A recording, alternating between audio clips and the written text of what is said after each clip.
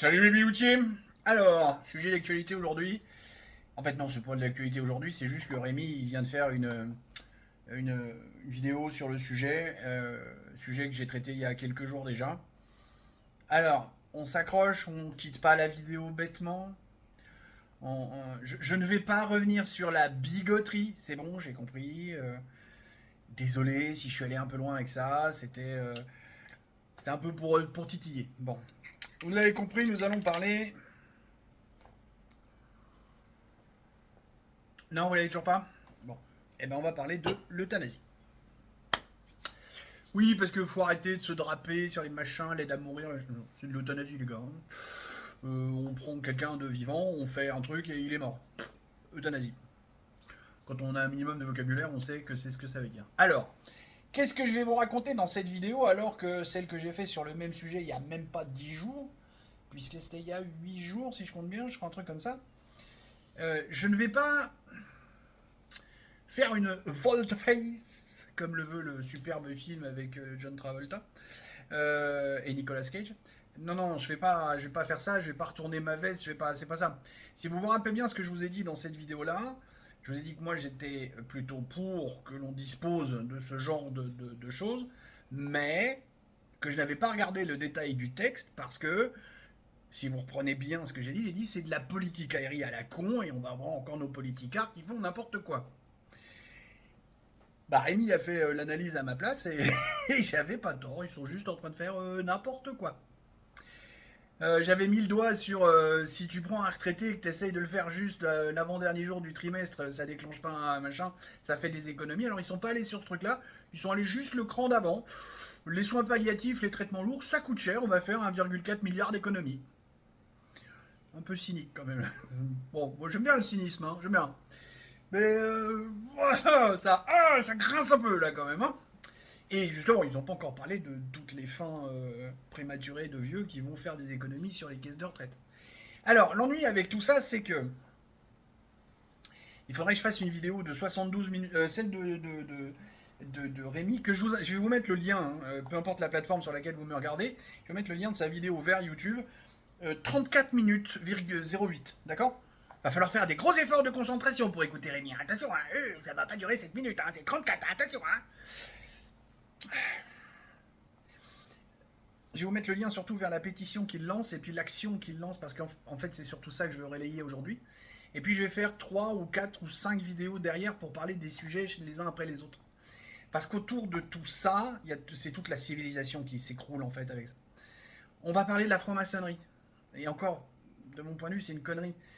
Faut arrêter de parler de la franc-maçonnerie, mais plutôt de les franc-maçonneries. Parce que à un moment, Rémi il dit ah regardez dans le journal du dimanche, je crois, au machin, il dit c'est la franc-maçonnerie qui lance le truc. Et puis après il parle le Grand Orient de France. Alors le Grand Orient de France, c'est pas du tout la franc-maçonnerie, c'est un bout important, mais un bout plutôt à gauche, si je me rappelle bien. On a la Grand Orient de France qui est plutôt à gauche et la grande loge machin gna gna de France qui eux sont plutôt à GLN9, bref, je sais plus, ouais. Donc je vous ferai une vidéo sur la franc-maçonnerie pour vous dire qu'il y a un bout de franc-maçonnerie à gauche, un bout de franc-maçonnerie à l'extrême gauche, un bout de franc-maçonnerie à droite, un bout de franc-maçonnerie à l'extrême droite, un bout de franc-maçonnerie en haut, un bout de franc-maçonnerie à l'extrême haut, d'accord. Faut arrêter de parler de la franc-maçonnerie. Les mecs se bouffent la gueule entre eux. Et au bout du compte, mon avis, la franc-maçonnerie, rien à foutre. Si ça les amuse. Tant qu'ils font pas chier. Bon là, il y a un bout qui fait chier. Je voudrais qu'on fasse une vidéo sur l'âge de la majorité avec lequel tout le monde est en train de se palucher. Parce que, ah oui, oui, mais quand t'as 8 ans, t'as le droit de savoir si tu veux une bite ou un vagin. Ah bon.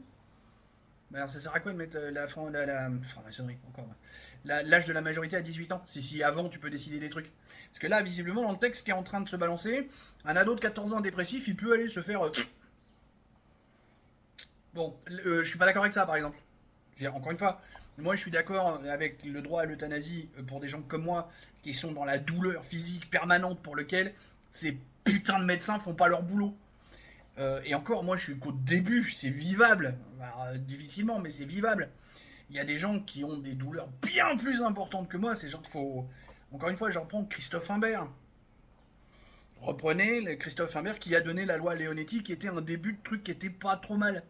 Mais les Suisses et les Belges sont allés plus loin. Alors visiblement, tiens, oui, il parlait aussi en Belgique. Il y a des retraités qui sont allés se faire zigouiller parce qu'ils n'avaient pas les moyens de payer leur maison de retraite. On en est là.